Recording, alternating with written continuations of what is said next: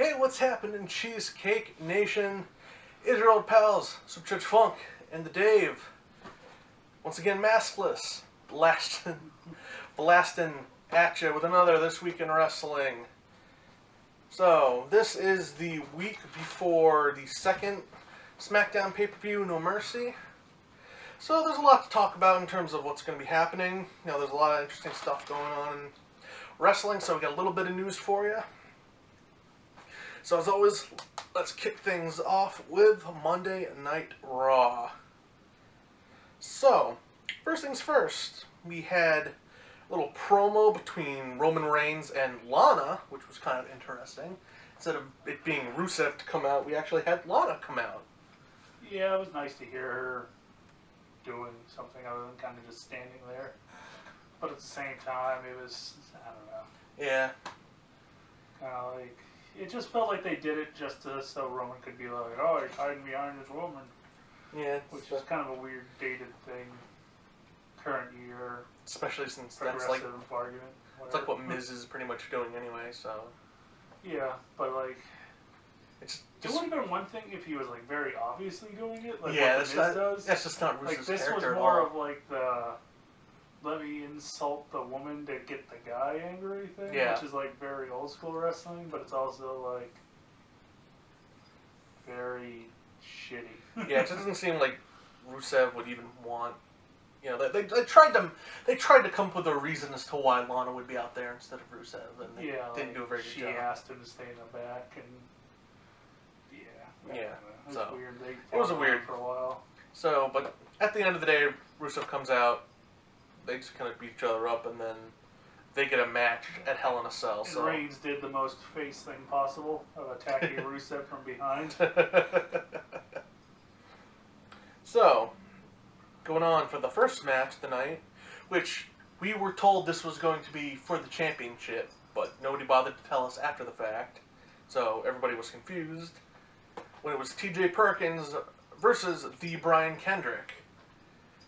Like I said, we thought it was for the championship, and so when Brian Kendrick won, everyone was like, oh my god, yeah, he's the champion, but he wasn't. Yeah. So that was a tiny bit confusing. But decent match, you know.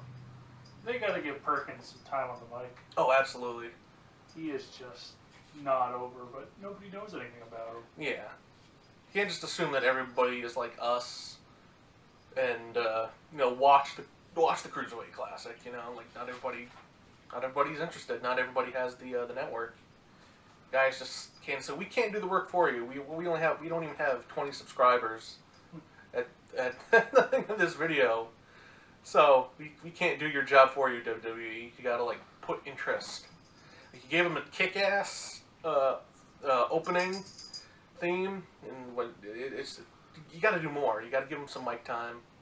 TJ Perkins is great. We know it. You know it. Everybody else has to know it. Going on to another Braun Strowman squash match against some dude named Chase Silver, which is actually a cool name. I mean, I think it's a cool name, you know, it's a cool wrestling name, but. And this wasn't like any other. I think we're pretty much done with Braun's squash matches. I don't know. I could kind of see him going the way they had with Ryback, where he can squash 2 jobbers now at a time. And then by the time the pay-per-view rolls around, he'll squash 3 jobbers. And then he'll move on. But who knows? Maybe he'll.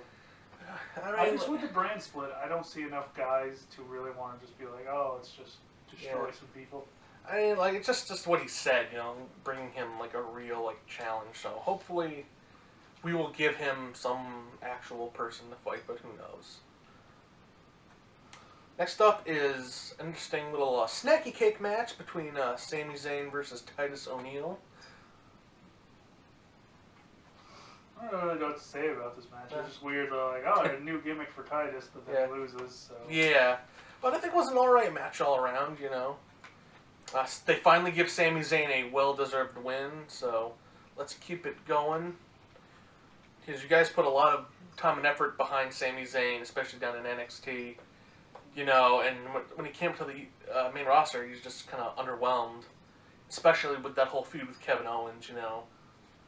It just kind of felt like time filler to me. Like, Yeah, this was definitely a piss break match, but like a win to me doesn't matter unless you're doing something. And like, what is Sami Right. Zayn's? exactly. What does he want? So hopefully What's he they'll going for? put him in the running for something. Like you said, I think putting him in the cruiserweight division would benefit him greatly. But hopefully we'll see some more stuff from him later on. Alright, so next up we have Gallows and Anderson versus the Golden Truth. Very odd way to, what they've been doing with Gallows and Anderson. They had a little mini package vignette for them, saying, oh, it's showing their dominance, but they haven't really won anything. And then they get a jobber entrance to Golden Truth. Yeah, they're pretty much just trying to lie to their fans. Yeah. A little bit of revisionist history and see if they can kind of lie to the filthy casuals. So yeah, they pick up the win over Golden Truth, but it wasn't that great of a match, And then we get, so this month is the Breast Cancer Awareness Month, so, like the last month they did with the Connor's Cure stuff, they're doing the Susan G. Cohen, breast cancer stuff, from between these two shows. This one had Enzo and Cass, do a little talking here and there, with presenting women's championship belts to some breast cancer survivors, and that was pretty cool, little nice tribute. And they, I'll just mention it quickly over here, because they basically did the same thing on Raw, SmackDown with Daniel Bryan presenting some women with the belts, and it was nice. The fact that they've been doing all this kind of stuff, for these kind of charitable organizations, and it was nice. I guess Enzo, that must mean a lot to Enzo and Cass for having them to be the ones to come out and give the little presentation. So, nice little break, Yeah, I'm not a big fan of using charity as publicity. It rubs me the wrong way, so just for me personally, I'm just like, So next up, we, I guess throughout, we've had little things, little promos here and there with Jericho doing some talking, and then we get a little thing with Ashton Kutcher and Danny Masterson, doing a little back and forth between who's the better set of best friends. it's actually pretty good. Yeah, these guys, they were funny. Like, it's been a while since we've seen them together, but you said you liked their new show. Yeah, I checked it out after I heard the little thing. I felt like it. I showed for the review. Pretty solid little series. If you like Tim Allen's Last Man Standing, it reminds me a lot of that kind of show. Yeah, pretty good. Those two guys. I don't know how you pronounce her name. Alicia Cuthbert. I don't know, her first name spelled weird. She's in it. Yeah, just solid show. Check it out, I'd say. It's on Netflix. You got Netflix, what the hell. Check out the first episode and see what you think of it. So, and all that would culminate to Jericho challenging the New Day. And of course we had Ashton and Danny on commentary, and they did a surprisingly good job on commentary, I thought. Compared to a lot of just like random celebrities. Or other wrestlers for that matter. Yeah. Like, I mean, they were very talkative, they were... Yeah, they reacted. They actually knew the names of some of the moves. Yeah. So that was... You could kind of tell they had done their research before coming. Right. They were no Florida Georgia line with the Summerfest. And the thing with the troops. Troopomania. Tribute to the troops. Yeah, sure, why not? We're sitting there, America. And so, this was alright little match, New Day ends up picking up the win, starting the little seed of doubt between the super best friends, Jericho. So, who knows what we'll see in the coming weeks. Yeah, I kind of got a feeling. Probably one of the pay-per-views after Survivor Series, but before. Oh, God. That was pretty loud, Merlin. Yeah, holy shit. No pun intended. You okay in there, baby girl? That was a tiny little cat that made that sound. If you guys, I don't know, if the phone picked it up. Oh, Jesus. That was... I don't know if I'm going to cut that out or not, or... Oh my god, we might have to pause just to spray in case the stink. Merlin, I'm sure you've seen Merlin, if you guys watch this video, but she's a little cat.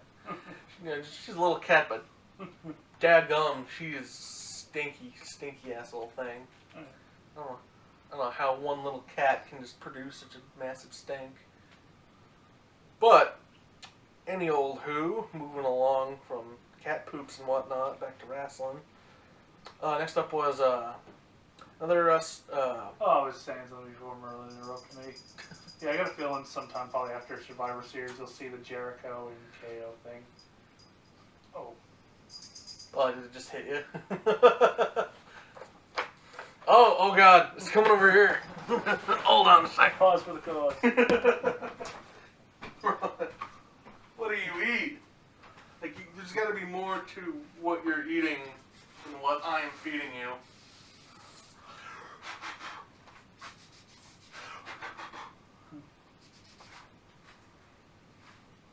There we go. Berries and lilac, or whatever the fuck that's supposed to be. It's wafted around. There we go. Still smell the Merlin stuff. Like berries and shit. That should have been Name of the video. It should have been Jesse and Festus's theme song. Berries and shit. Anyway, so Tony Nese versus Rich Swann was next. It was a decent little match, I mean, it's cruiserweight, so, And, yeah, so Tony Nese picked up the win over Rich Swann. Yeah, I got a feeling that they're going to want to build up Nese. I'm really curious, where the fuck is Neville? I don't know. Because that was the big rumor when they were like, oh, we're building a cruiserweight division around Neville. Then he wasn't in the Cruiserweight Classic, and I was like, oh, where the fuck is Neville? And now it's like, oh, it's on Raw. And I'm like... Haven't seen Jack Gallagher yet, either. Which sucks. He was one of our favorites. Or Tozawa. Those were two of the boys. First guys that we knew were getting contracts, so... hopefully we'll see them soon. Maybe they want to save them until the Brian Kendrick shit's done. That way they can kind of put them in one at a time and they'll be number one contenders right away. Could be. So let's hope they'll do something with them soon. Next up, we had we've had stuff again throughout the night with Cesaro and Sheamus. Before we move off the cruiserweight thing, I guess we got one last thing to talk about. Is it just me, or is T.J. Perkin the least over cruiserweight? I don't know about Other than that. maybe Grand Metalik.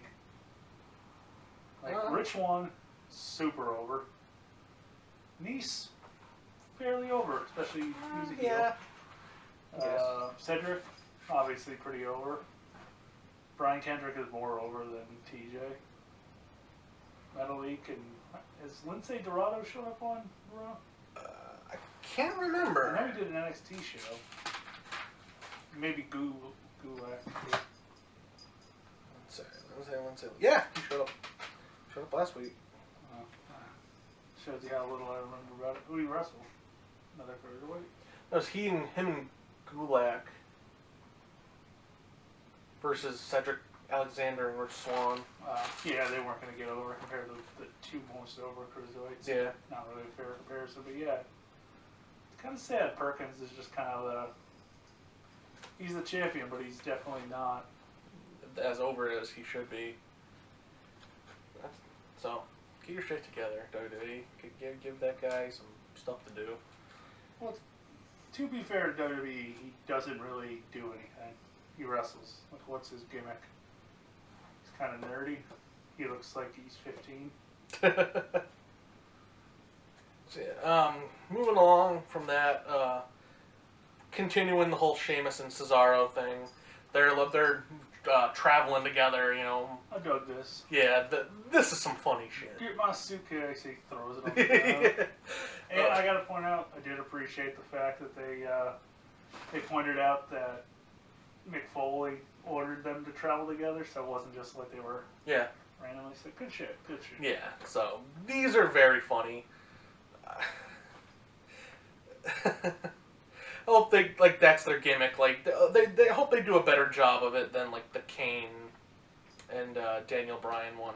I don't know, a lot of people like I mean, it. I'm not saying I didn't like it. I'm just saying, like, a lot. It just didn't feel like they connected as good. But hopefully, their styles and their conflicting personalities, like, I feel like this could be a hysterical gimmick, just like the Odd Couple gimmick would really work for these guys. So, I'm looking forward to it. Hopefully, they'll get some serious matches down the road. All right, before we move on, if you were rocking the Booker's hat, who would you have beat the New Day? Yeah, for Gallows and Anderson are out. They're Their torch has been fizzled out. So you got the Golden Truth. no way. You got Jarrett KO maybe somewhere down the line. Maybe. If they have like another match. I wouldn't personally, but I could see the argument people would have. Cass and Enzo, I was never a big fan of face versus face feuds. Yeah, you gotta give it to them later. Like I feel like when Gallows and Anderson do eventually get it, it should be Cass and Enzo to take it off of them. I mean, to me, that was what I thought. We kind of thought that's how it was gonna go down. I got a feeling it's just fairly soon, maybe before WrestleMania, I got a feeling the Revival will be on the main roster. That's who I'm thinking is taking the titles from New Day. Yeah. Then they've got the Authors of Pain, they're showing they're done. It's kind of hard to like. DIY could hold the titles for a bit. Because I got a feeling DIY's beat Revival. Yeah. Or we get to the NXT. I don't know. Spoiler alert if you guys skip the NXT because you haven't had a chance to watch it or anything. So, alright. We're talking a little bit about it just because we're kind of shooting on where they could go tag team wise. Like, I got a feeling DIY's beaten Revival. Maybe some shenanigans, maybe not, to set up their match, but I don't see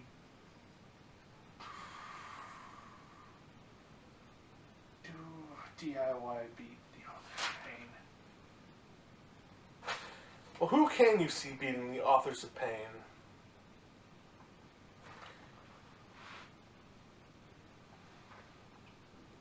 There's only so many. There's a lot of cruiserweights in there. Yeah, there's just not that many like big imposing guys to really. We were talking about it a little bit earlier. I think Sanity, because they're debuting, I got a feeling the idea is to get Sanity over, so I assume Sanity's winning. And then I think DIY will be beating the Authors of Pain. I don't think you're gonna have heel because I have a feeling Sanity's a heel act. Yeah, it definitely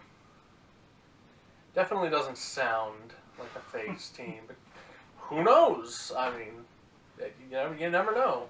I mean, their first opponents are the Glorious 10, so that's a mixed team, effectively. So yeah. So my guess is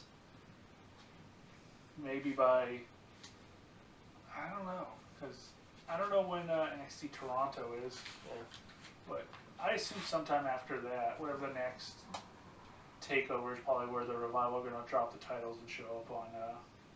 I'm guessing Raw. SmackDown could use some tag teams, but Raw desperately needs some. Yeah, absolutely. Because who do they have for the heels right now? It's just like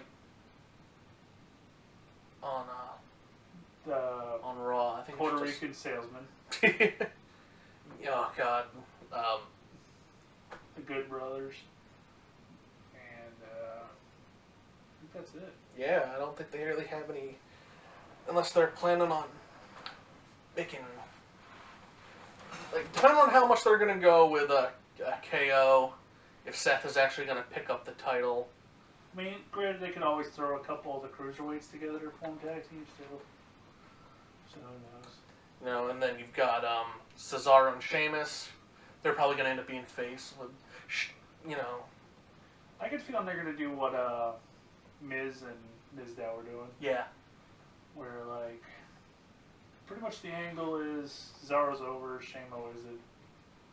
They'll both kind of do it. Shamo gets more and more jealous down the line, but they're going to let it slow burn. Yeah. Okay, so last match of the night, women's match. Main eventing Raw, which is always nice, you know. I think that was the only women's match, though, which was kind of interesting. But yeah, they seem like they're kind of spacing Nia and Strowman out. I think because they're too similar. yeah. And no offense to Nia, but she's no Strowman. So, Charlotte versus Sasha Banks for the women's championship. How did you like this match? In the beginning, I was kind of shitting all over it. I was just like, I don't give a shit. I've seen them wrestle so many times now. It's like, you need to freshen it up. But as the match progressed, I definitely was into it. Yeah. Of course, spot of the night was the twisting moonsault to the outside. Holy shit.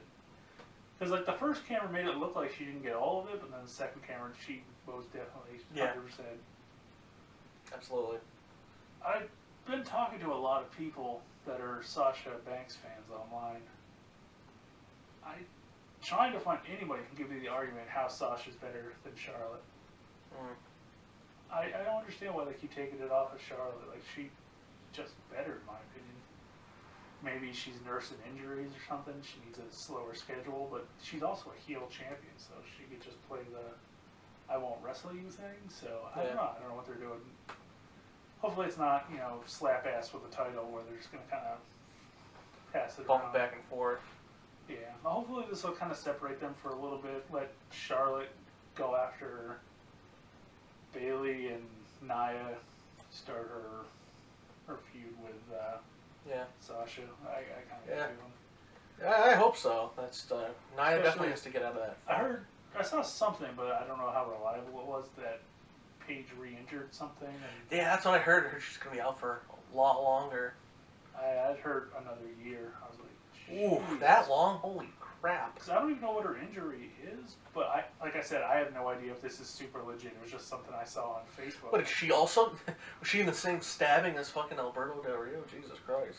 I have no idea. Like, I just saw it today when I was on Facebook. So God dang.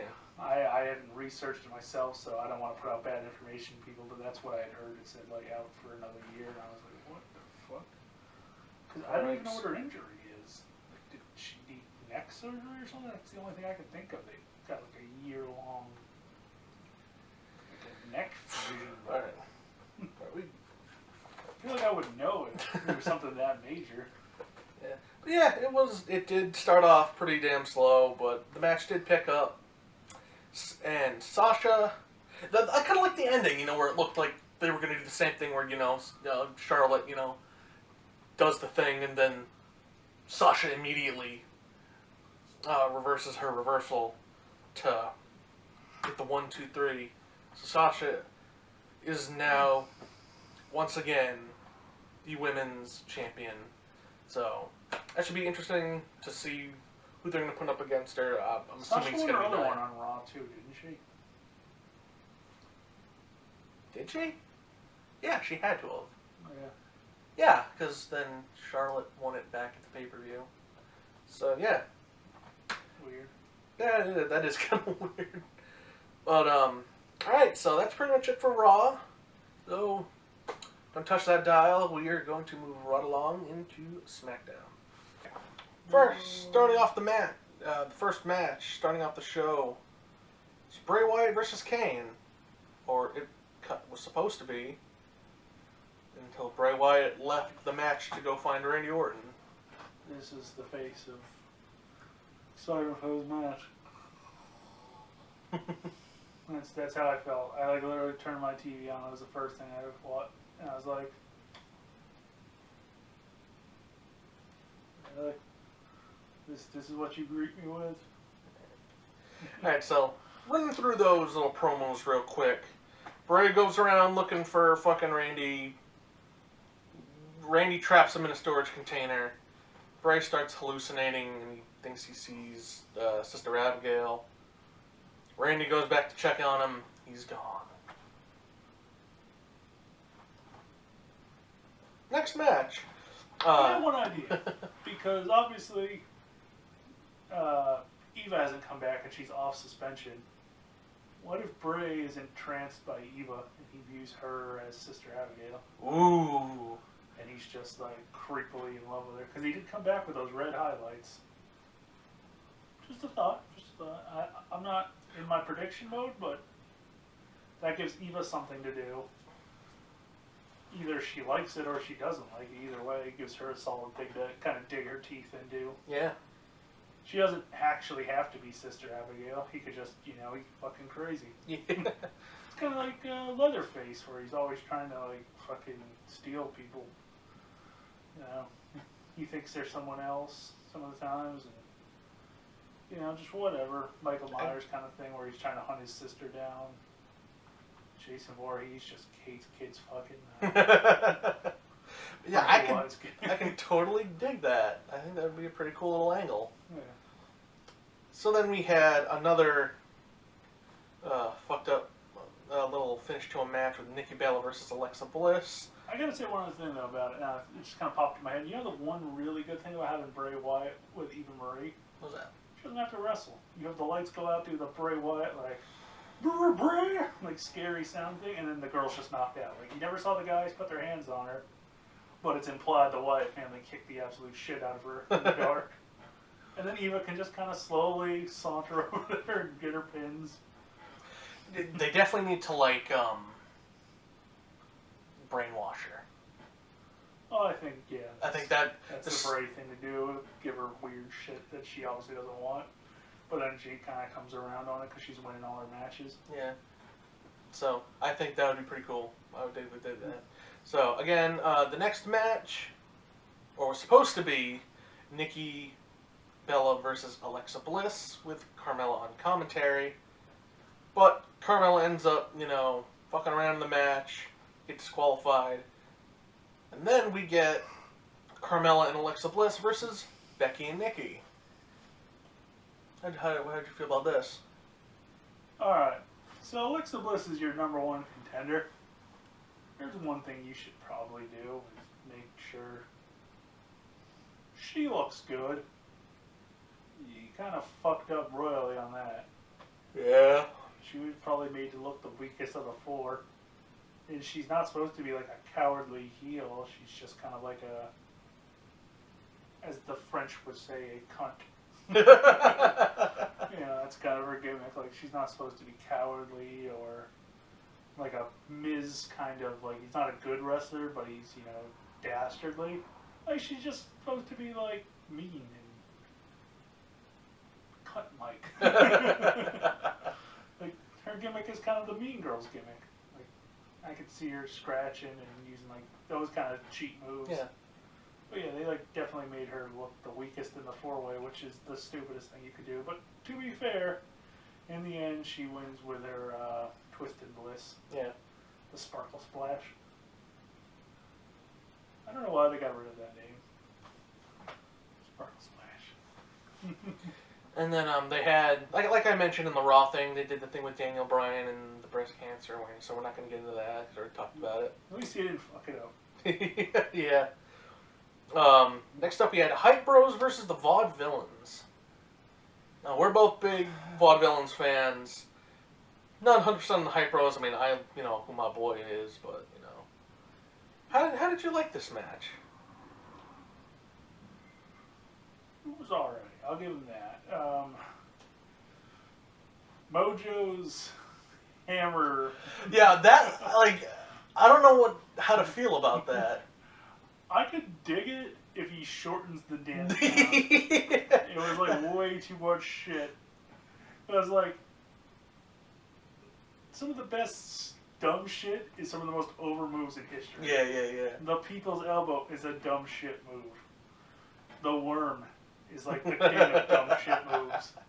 Like, this could be this generation's Worm, but he needs to kind of break down the dance to it's one thing. A little tiny bit.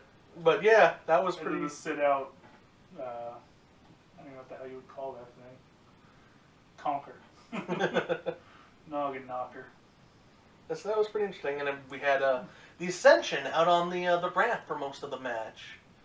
That was pretty interesting, It'd be more intimidating if they, won ever. I know, right? Alright, we might interfere. It'd be like if fucking I don't even know. I'm trying to think like 2 cartoon bad guys that are no fucking threat to the superhero. It would be like if fucking Bug Catcher Joey and fucking, I don't know, 2 like the shitheads of like the very beginning of Pokemon games. We're just chilling there with like a Rattata and a fucking Kakuna. And you're like on there battling like the fucking world champions, and you're just like, what the fuck are you gonna do? Oh man, I know Harden. Alright. Victor in that scenario has Rattata. And fucking Connor has Kakuna because he's worthless. Alright. Not even Poison Sting Kakuna. Like, tackling Harden, that's all he gets. Like a wild Kakuna that only knows Harden. Yeah. You didn't even bother to catch a Weedle so that it knows Poison Sting, Strength Shot, just Harden. He knows moves that it can't actually learn, but they're not like worthwhile. Guy has like Strength Shot, Straight Shot, and Harden.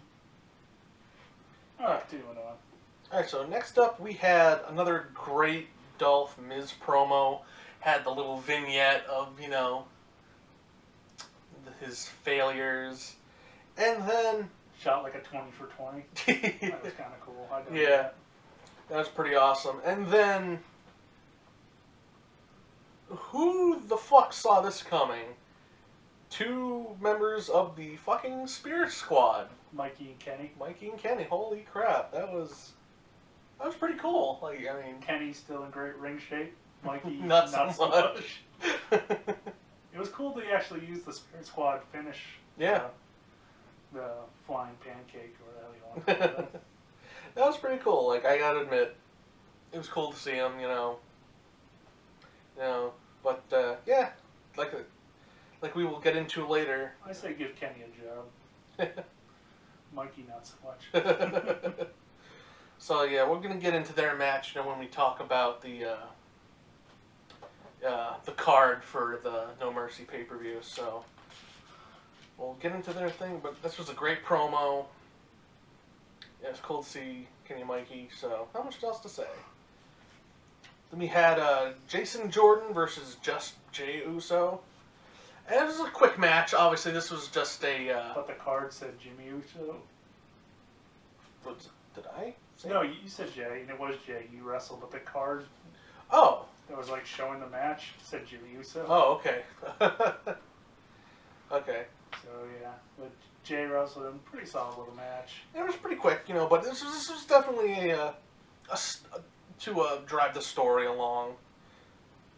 And Jason Jordan ends up picking up the win, but then obviously you got the Usos knocking both out, you know, taking them out with the legs, you know, doing their new little dastardly heel thing, and then you have Rhino and Heath come on out to kind of help them out.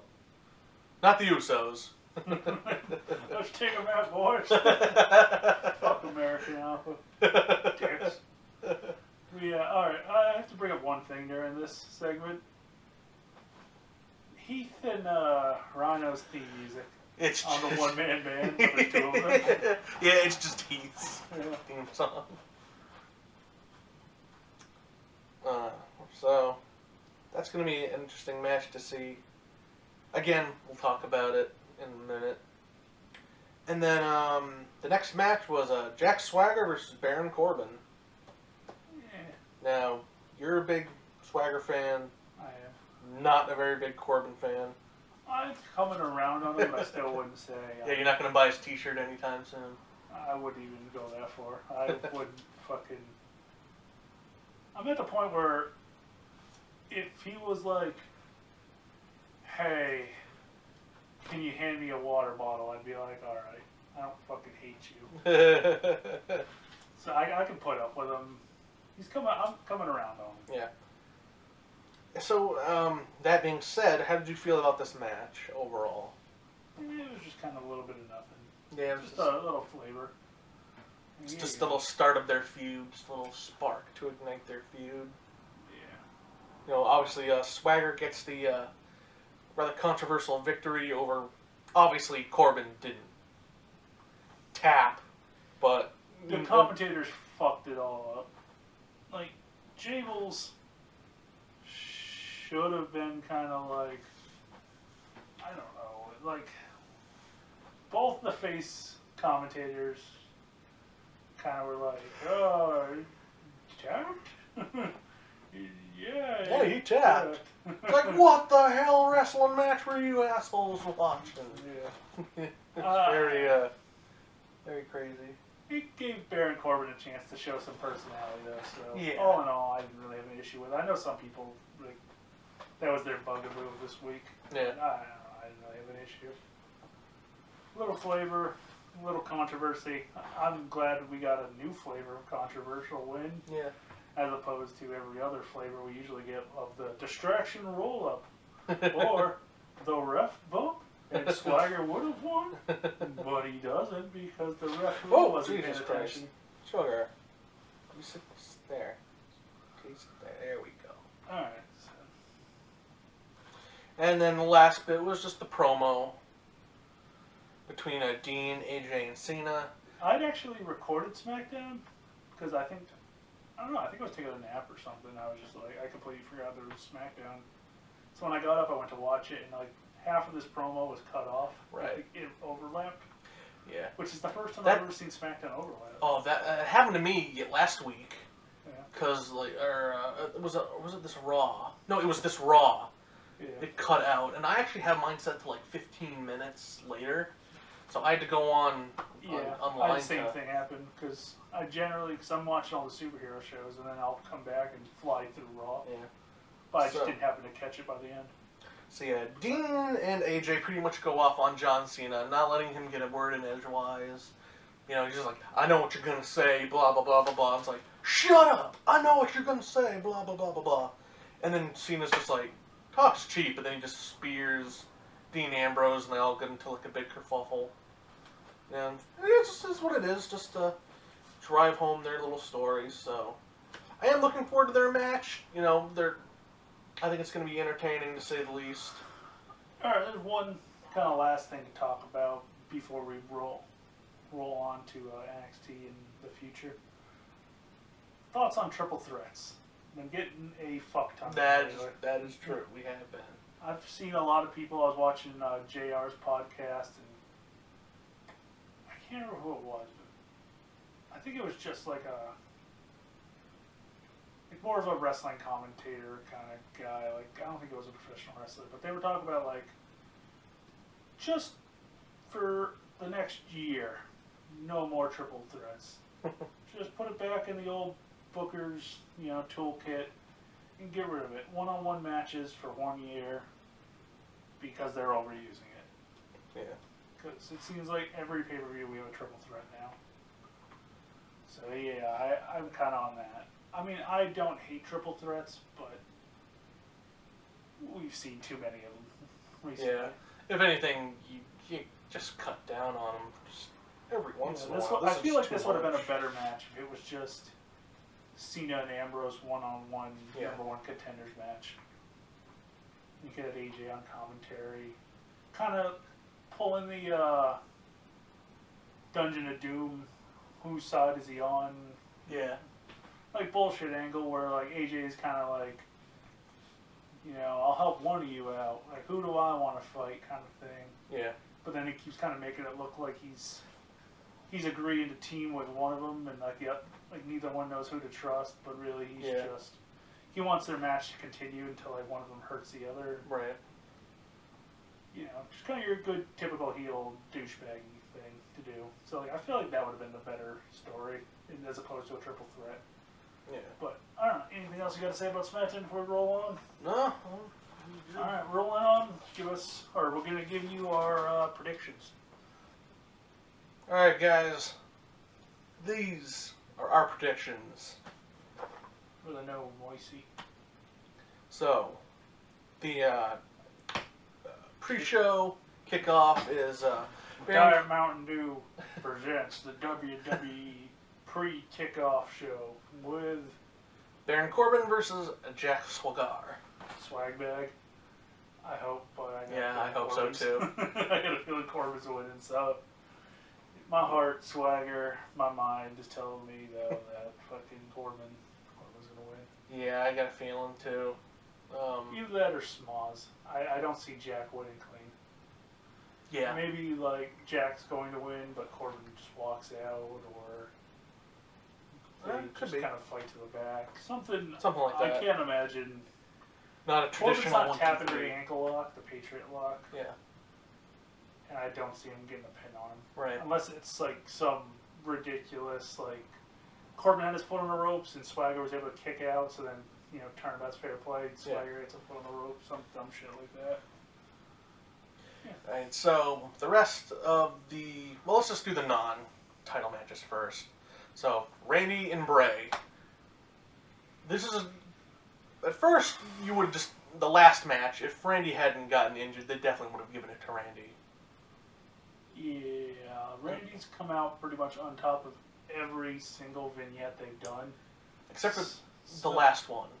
Well, Bray didn't really come out on top, he just disappeared. Well, yeah, so it kind of slowed down Randy's momentum, but Bray technically didn't really gain any, so it's just kind of I'm going to go back to my prediction from their last pay-per-view that didn't happen because, he didn't wrestle Randy Orton. Luke Harper shows up. Yeah, I mean, because he technically did make an appearance At a house show. The house show, so. So that's my guess. He's the one that helped Bray Wyatt escape that bullshit. Yep, I'm gonna have to agree with you on that. So, Bray Wyatt will get the win, mainly due to interference by the Wyatt family, specifically Luke Harper returning. Yeah. All right, so then it's Nikki and Carmella in their little grudge match. I feel like they gotta give it to Nikki because Carmella has been winning every single. She has like all the momentum. It just would be weird. Unless they're going to continue the feud. But I feel I'm like... going to go against you just for the hell of it. I'm going to give my idea on why. I could see Carmella winning because I don't see Alexa winning. Right. So they're going to need another heel to feed to That's Becky. true. Because I got a feeling they want to save Nikki versus Becky for a while. Right. Because as much as it confounds me, Nikki does get a hell of a pop. That's true. So I got a feeling they want to save that for a little bit. So I'm guessing Carmella, but with some sort of shenanigans. Roll a quarter, It could be. Something. Yeah. Yeah. I'm still going to say Nikki, but I would not be surprised if Carmella ends up winning due to some shenanigans. Yeah, it's my guess. Shenanigan victory. Alright, so I think that's it for the non-title matches. So then we'll go straight into, alright, Heath and Rhino versus the Usos for the tag match. Usos. Not even, it's Usos. I think you're going to see Rhino kind of dip away so he can do some more political bullshit. Heathy's going to be doing some promo shit in the back, probably being like, I wouldn't be surprised if he still gets picked on by the Usos, and like when he comes back, he's like, Rhino, where you been? Kind of thing, and then you find out Rhino's been kind of screwing with his wife there behind his back. So you get a good grudge match, put Heathy Baby over, and Rhino gets to go be congressman or whatever the fuck he's running for. that would be pretty funny. Put him over in a good hardcore match, make Heath look good. Alright, then women's match, Becky versus Alexa Bliss. Becky. Yeah, I don't see Becky losing. They seem to see her as the biggest thing. Alexa's so good, but absolutely. I think Becky. I could see them continuing the rivalry, but I think they got to keep it with Becky for right now. Yeah, I don't think the bookers watch Talking Smacks. I don't think they know how good of a talker Alexa is. Oh, right. Because, like, after that Talking Smack, I was completely behind Alexa. Like, I was like, damn, she's actually a pretty good talker. She's, she's not the greatest. I'm not trying to, like, hype her up. So when you go and watch it, you're like, oh, this isn't. She could be worse. She could be a hell of a lot worse. She's a young talent, so. But, I mean, just the intangibles. Like, being able to think on your feet and talk and not be like. That in of itself is a pretty big talent. Yes. My talents are great. I want to be the champion.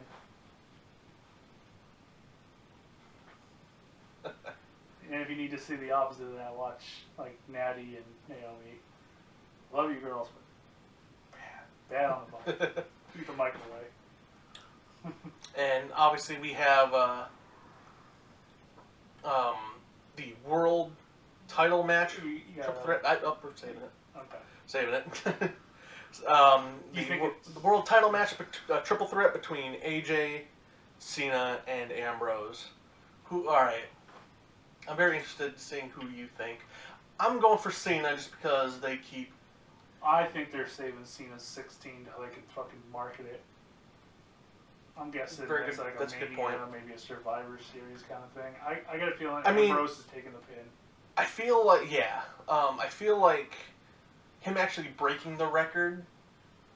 I'm going to if he's just going to tie the record, I feel like it's fine for right now. But I feel like what you said for him actually going. Oh, I guarantee, like when he wins it, you're gonna get like the biggest fucking suck off fest of all time. Yeah.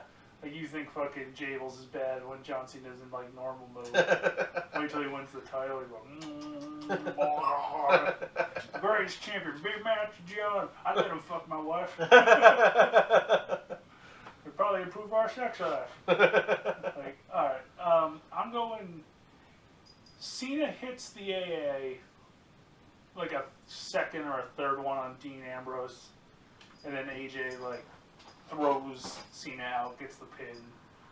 So like AJ wins, but it's definitely not clean. Yeah, or maybe even just like, or maybe he does like the phenomenal forearm as he's doing that, and then like pins Cena. Maybe. But who knows? But yeah, I don't see Cena taking the loss because I got a feeling they want to keep Cena. True. In the title picture, because True. Right now it's why does Cena have a shot? Other than everybody seems to want to blow him. And probably the match I think everybody's looking forward to the most is the Intercontinental Championship match between The Miz and Dolph Ziggler. And if Dolph Ziggler loses, he quits. I'm going Dolph retires and takes an extended break, but we'll see him back. I don't know, man. Like, I mean, I just feel it'd be shitty if they did that because SmackDown's definitely they called him out. I can't see him losing. Like they got after him losing and losing and losing, they got to give him the win. Maybe Miz gets it right back immediately through some shenanigans, but they gotta give Dolph Ziggler the win here. I'd be very surprised if he lost. Just trying to get all this momentum and all these heartfelt promos. I just feel like it. I'm guessing you're to get a real big false finish, but I think Dolph loses in the end. Something like Dolph effectively wins, but then like the referee stands up and Miz's toe is touching the rope or some dumb shit like that. So like he stops the match effectively and restarts it. And then he gets arroganced and rolled up. Maybe. I got a feeling Dolph's retiring. I think he needs some time off to freshen the character. He's got other shit to do, but I don't think he's done. Seems like all these people that are like, oh, I'm sure he's retired, and he's not an old man. He's still in the prime of his career. I think he needs some time off. Let the heart want. I wouldn't even be surprised if he's gone through this Rumble and comes back for the next one. Maybe. You know, because WWE, I think, shoot-wise, I think his contract is actually coming up. So, this could be his final, his swan song for a little bit. Who knows? Then, wait, SmackDown's going to realize how short they are in talent. Unless they're going to immediately raid NXT again and just kill them as a touring brand. Because they don't have a whole hell of a lot of stars right now. But I could see them. There's a few guys I could see going up, but yeah. When Dolph leaves SmackDown, it's definitely going to hurt. Because assuming Cena beats AJ somewhere down the line after, I'm going to guess Survivor Series. I think that's a dual show thing. It's big enough. Big Match John can fucking hot dog all around. So, That's my guess. That shit. But it's like once that happens, who does Cena feud with that after he beats AJ? Like SmackDown is definitely be hurting for folk. Yeah. Alright, guys. We'll continue on with some NXT. First up on the NXT card for this week was the start of the Dusty Rhodes Tag Team Classic Tournament. And the first match was the Bollywood Boys, aka the Bollywood Blondes, doing the Hollywood Blondes. So I can dig it. versus Toka and Razar, the Authors of Pain. I refuse to call them the other thing. With Master Shredder. It's Inkum. It's Inkum and Razor. That's a retarded name, so he's still going to be Toka and Razor from now on. And you honestly thought the Bollywood Boys were going to beat these guys.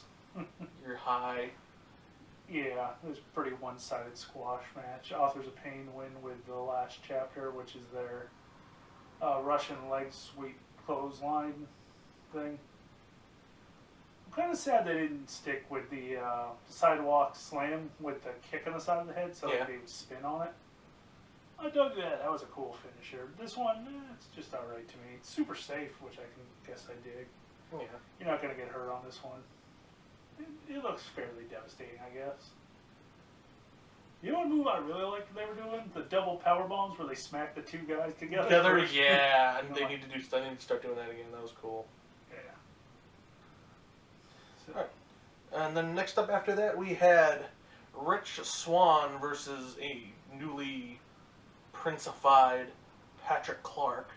And I gave my thoughts on debuting a new gimmick only to lose.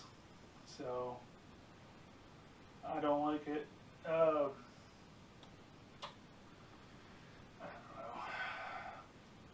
Rich Swann's super over. Gotta give him that.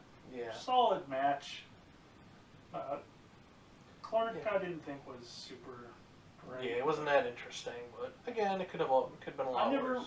really got the feeling he was playing up his gimmick. Right. Like he did a couple things, but I don't think Rich Swann was the guy to go for against Patrick Clark. Because somebody who's has such an intensive gimmick like Rich Swann, someone like him or No Way Jose, definitely not the right guy to go up against somebody like that. And I don't understand, was Patrick Clark supposed to be a heel? They never really, Because like the only way he could possibly be a heel is if he's doing the gay panic gimmick, which isn't going to work in 2016. No, I would think not. So yeah, I don't know. It just kind of confused me. Like he didn't really do anything. He did a couple little poses, but far less posing than Rich Swann, who was a very obvious face. But yeah, pretty solid match all around. Swann won.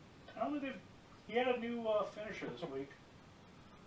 So, I don't know if they're going to take away his standing 450, the triple jump 450 thing he's been doing. What do you think of the new finish he used this week? It was pretty cool. I dug it. Alright, so let's move on.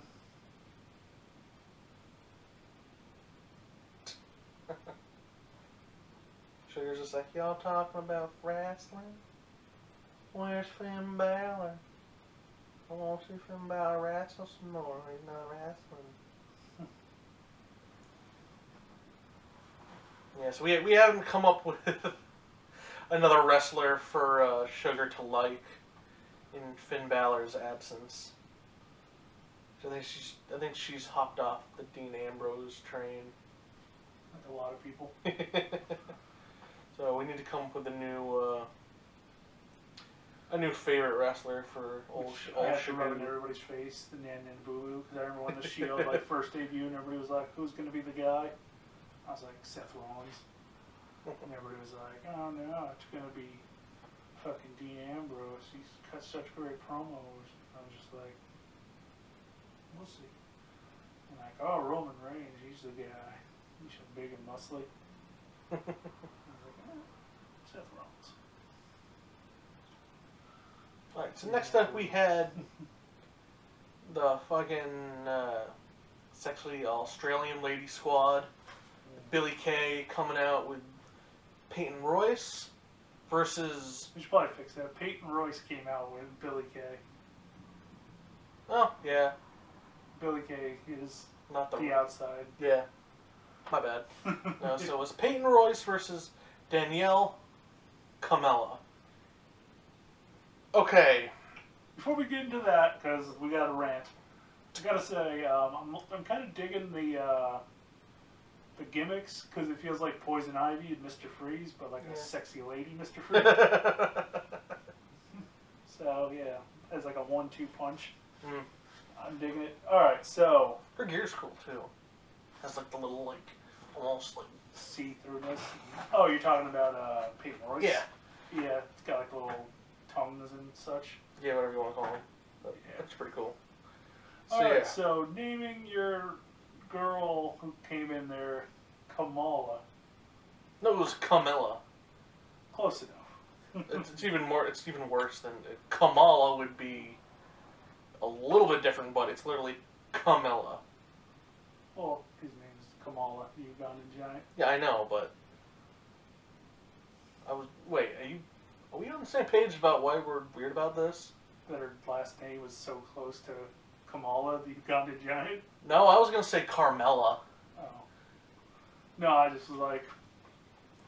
like, of all the names that could be out there in the universe, and you went that close to Kamala on a black girl that we don't know anything about.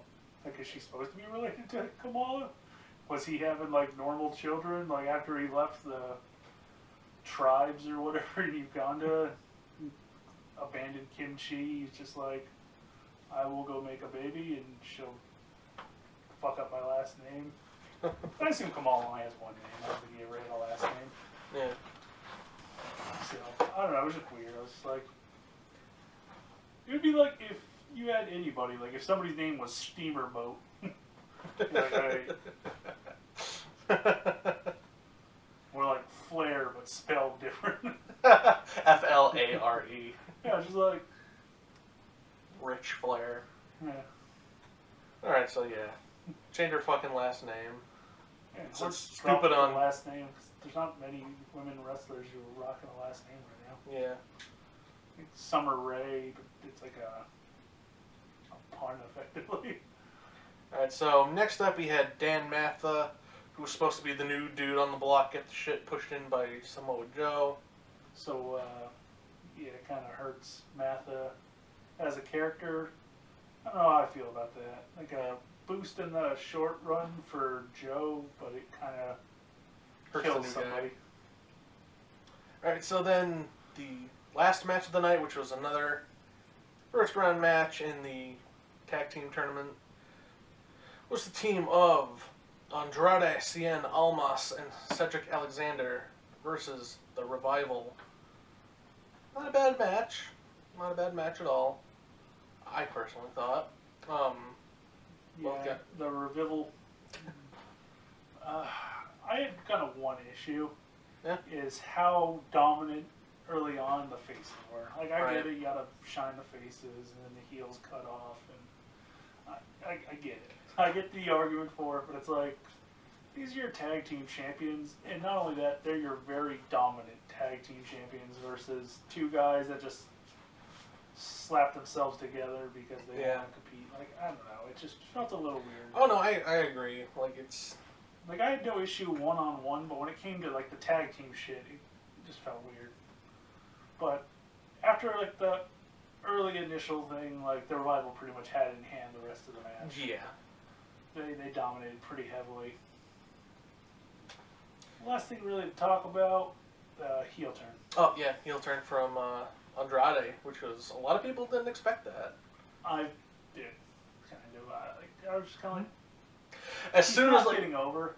Yeah.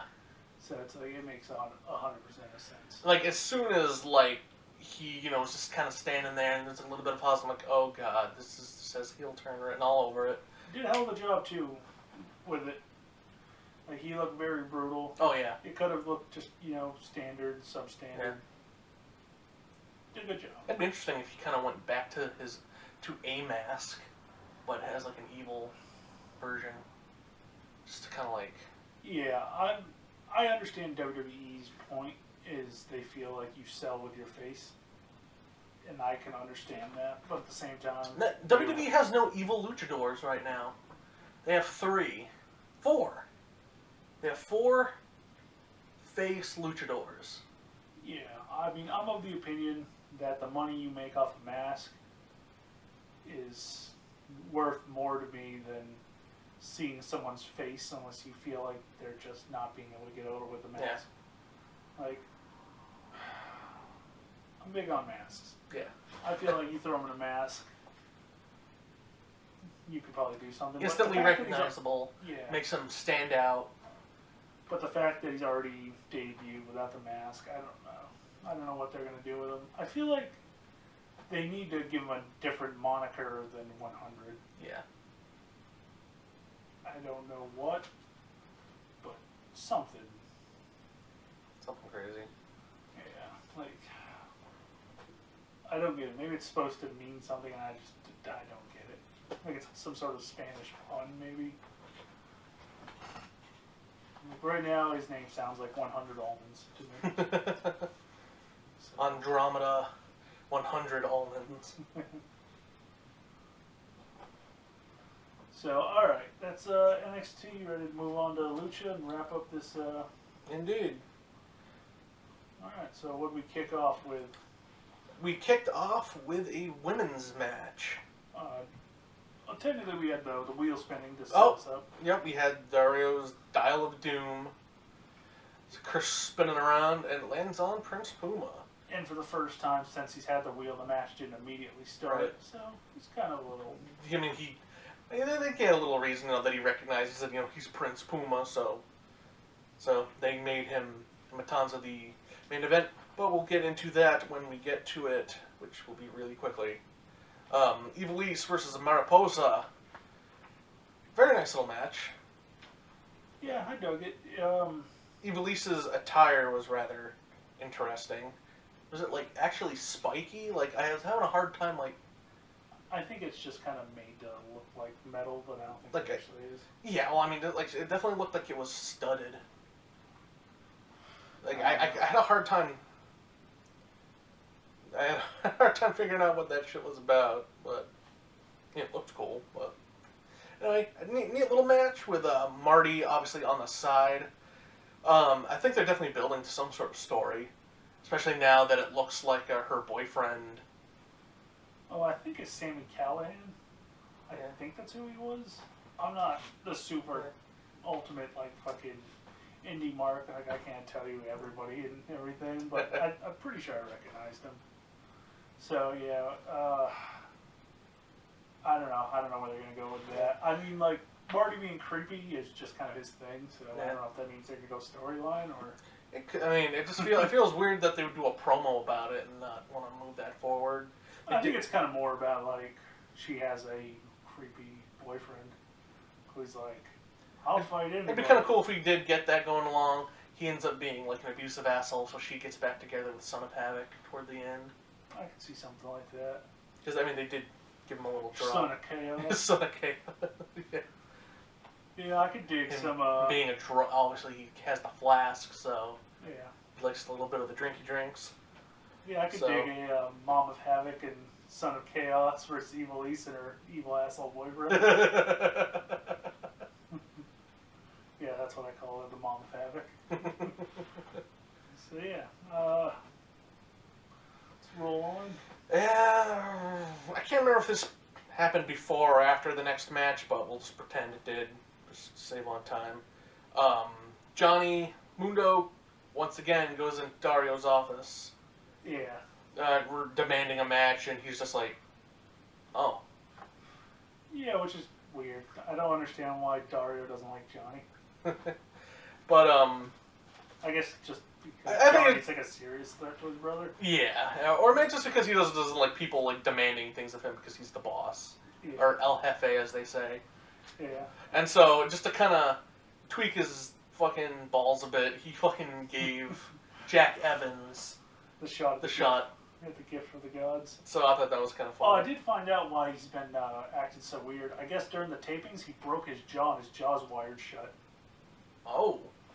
So that's why he's been kind of not wrestling in the matches, and he's just kind of out there to deal with a couple things and get out. Well then, that's the shame. Yeah, so that's why he's been acting weird.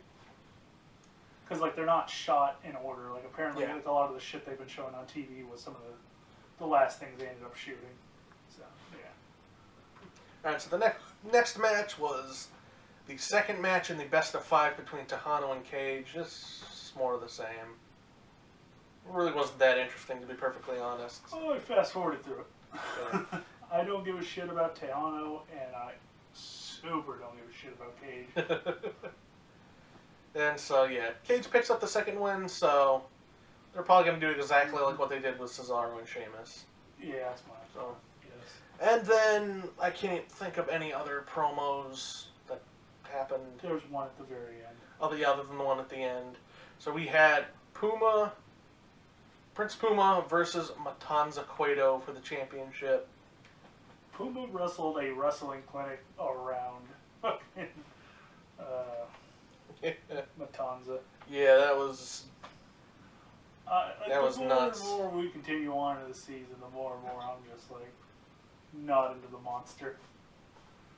But the other monster would come out later, and he is so much better, and it makes Matanza look like shit. It would be like if fucking... I'm trying to think like the best way to put this. It would be like if Giant Gonzalez and Andre the Giant were in the company at the same time. It's like...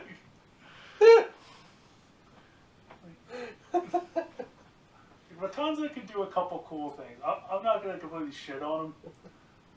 But Mil Muertes with Hard Nips McGee. It's like a shining star of awesomeness. And like Matanza's just like... Especially like the fact you can't see his mouth at all, so he just kind of looks like he's this.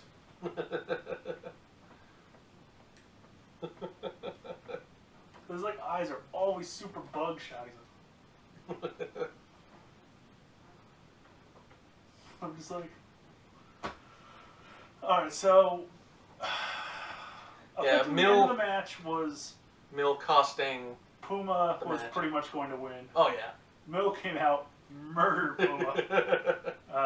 It must have been cold in the arena. Katrina was there. Pretty fucking nice. The referee was like, I'm going to disqualify, but Dario's like, no. No, you will not. We didn't see anything. No disqualification. What, nobody told you? Yeah, it's kind of like... kind of a dick thing to disqualify the heel. Like, just in common sense. Like, you might as well give the face the fighting chance to fight out of it. It's not like... You know, it's like one thing if Mil had stayed in the ring and just, like, continually punched him in the head. But he just, like, one move and got out of there and just kind of, like, went to go protect Katrina, I guess. I don't know. From prying eyes. I don't know. That's what I like to think. That he's, like, not dating her. He's just, like, a protective dad. And he's just like, you looking at my daughter? Like, no, sir, I was sniffing my own butthole. Yeah, I was staring at that wall over there. Please don't hit me.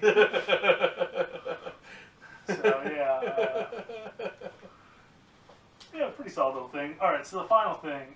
Very interesting. You have Killshot doing some working out, some goodness.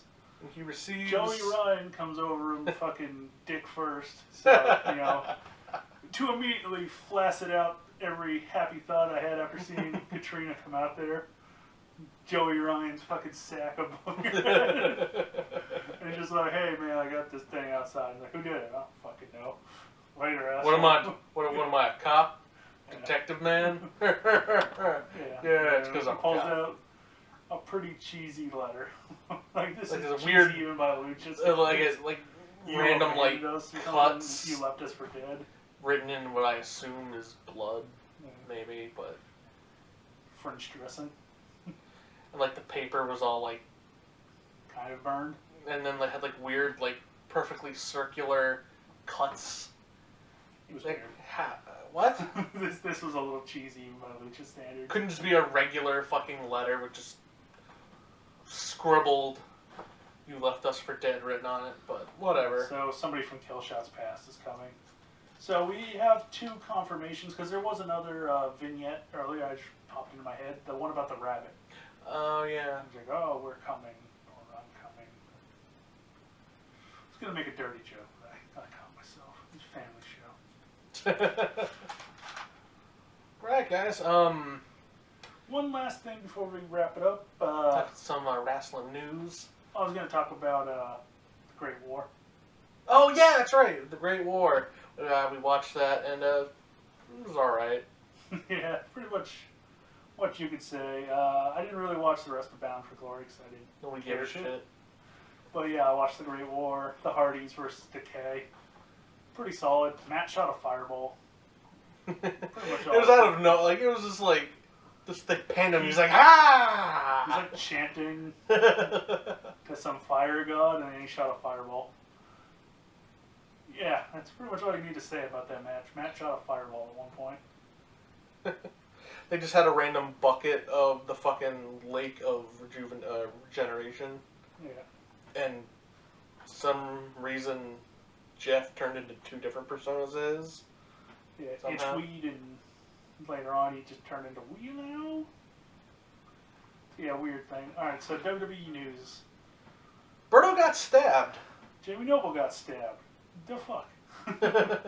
So, Alberto, I guess, he has some pretty nasty wounds, but all in all, I guess he's alright.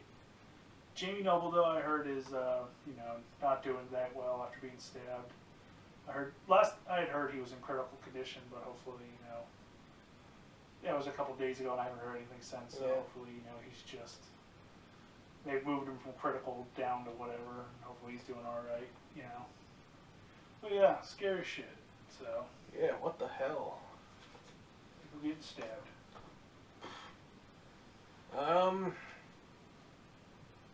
Not so much wrestling news, but there's a giant fuck hurricane, as we speak, destroying fucking lower Florida. Yeah, so TNA, NXT, don't be surprised if you see a lot more pre-recorded kind of filler dumb shit in the future, because I'm not sure how far they're taped ahead, but I wouldn't be surprised because they're both situated in Orlando, and I know Orlando got hit pretty hard. So I wouldn't be surprised if it takes, a little time to get back onto their standard filming schedules. Right. But I don't know. I have no idea how far. I know TNA is kind of notorious for filming crazy far in advance, but I'm not 100% sure. Alright, any last things to talk about? The game's coming out soon. We'll probably get it eventually. Yeah. I don't think we're going to get it right away, but... Yeah, I'm not going to pre-order. I really could give 2 shits about playing as Goldberg. There's nothing my create a character selection will be amazing. So, I'm trying to think. I'm getting married in a couple weeks, so Dave will probably end up doing this by himself the week that I'm not here. So I'll be going on my honeymoon with Aaron. So, I don't know. Yeah, my shining face alone. Don't expect notes. It'll probably be a much quicker show where I'm just like, yeah, that fucking sucked. SmackDown time. That fucking sucked. NXT. Asuka was there. Pretty good. Lucha. Katrina's nipples. That's been your week in wrestling.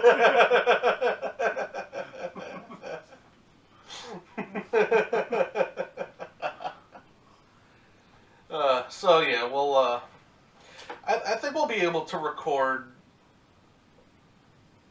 as long as I'm not working that Thursday before. We should be able to record, but if not, we'll see what goes on the Sunday after that, because we'll probably do it Sunday, and then I'll try and get it up that Sunday, because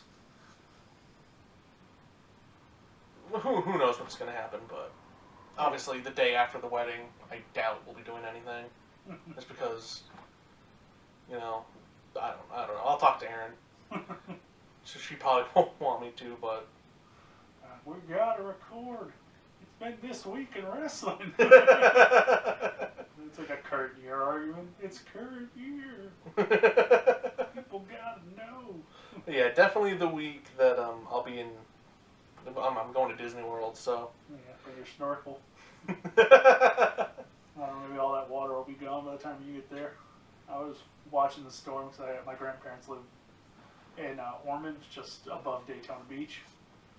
And I was looking at the Daytona track and it was underwater. I was just like, alright. Flagler looked like it fell into the ocean. Just like, oh well, fuck that. Yeah, guys, so if you're in Florida, obviously, by the time this gets up, it's not going to really matter anymore. It'll be gone, Yeah, but... It looks like it's hitting Georgia and the Carolinas as we're recording now, and, you know, I hope everybody's safe and smart enough to everybody in the Caribbean that this affected, you know, we feel for you. You know, our thoughts and prayers, whatever you want to say, we're there for you guys. You know, this is a tragedy. It sucks. Like, I know the death count probably by now has been over 300, and just 80 alone. Yeah. So it's they terrible. don't have the infrastructure, so I'm guessing their numbers are going to go way up. Hopefully in America it won't be so bad. Yeah. I know it's like before the storm even happened, Florida, Georgia, I want to say it was one of the Carolinas. They all declared a state of emergency right away, so I would assume South Carolina. Yeah, hopefully not. No one stayed behind. Yeah, because the storm was just kind of like going...